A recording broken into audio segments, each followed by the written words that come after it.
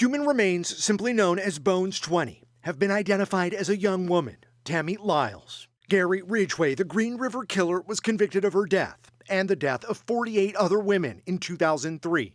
But the identity of Bones 20 wasn't identified until today. We're working with small quantities of salvageable human DNA that isn't degraded and an ocean of bacteria and other stuff. David Middleman's forensic sequencing laboratory, Othram Labs, received the remains last year.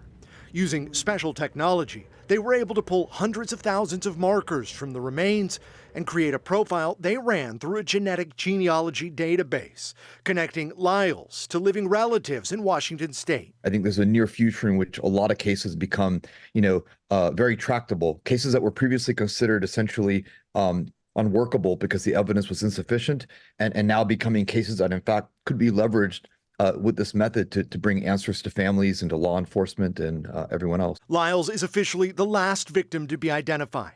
The unsolved murders spread terror through the Northwest through the 80s and 90s. Former King County Sheriff and now gubernatorial candidate Dave Reichart was part of the Green River Task Force that worked to bring Ridgway to justice. You're expected to then continue every day, day after day after day, hoping and praying that you find that one piece of evidence that breaks the case.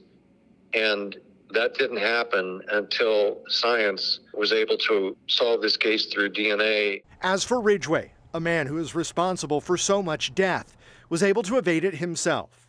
He's currently serving a life sentence at the Washington State Penitentiary in Walla Walla. He's 74 years old.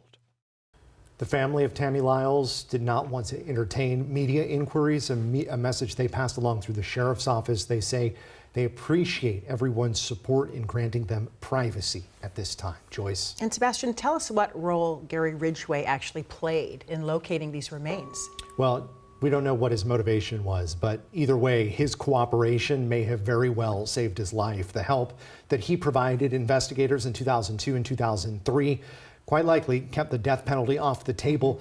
Now, you'll know it's since been abolished in Washington state, but the state was still performing executions until 2010. Ridgway led police to remains in King County and either didn't know the victim's ID or didn't provide it, an answer that waited until we saw today, Joyce, that science revealed. Which is such great news for the families who've been waiting. Sebastian, thanks.